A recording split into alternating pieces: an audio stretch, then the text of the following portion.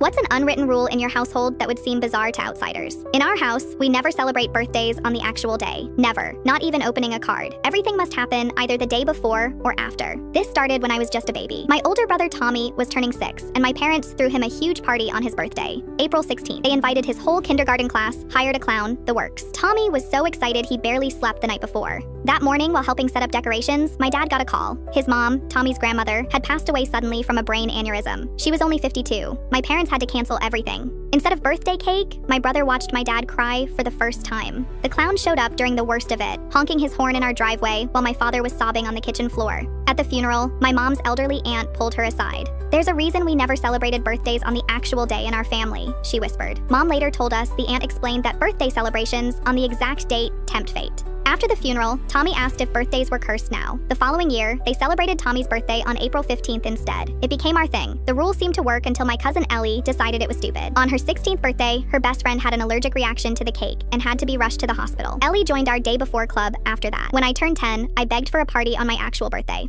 All my friends had theirs on the real day. Mom hesitated, but finally agreed. That morning, our dog Rex got hit by a car. I found him myself, lying in the road. We spent my birthday at the emergency vet watching him die. After that, we became religious about the rule. My dad, originally the skeptic, became its strongest enforcer. He'd mark our calendars with the celebration day in green and the actual birthday in red, like a warning. My sister Rachel was born when I was 12. The doctor wanted to induce labor on March 20th, but that was her actual due date. Mom refused. The doctor thought she was crazy until his equipment malfunctioned on the 20th. Rachel was born safely on the 21st. In high school, I secretly accepted a gift from my boyfriend on my 17th birthday. By afternoon, he was caught cheating with my friend in the band room. Even my dad's job interview got rescheduled from my brother's actual birthday to the day after. The interviewer had an emergency. Dad got the job. In college, my roommate thought our tradition was ridiculous. "It's confirmation bias," she explained. "Bad things happen every day. You just notice them more on birthdays." To prove her point, she organized a surprise gathering on my actual birthday. Within an hour, the sprinklers went off, ruining everyone's laptops and textbooks. Only my stuff survived because I'd kept everything in waterproof bags,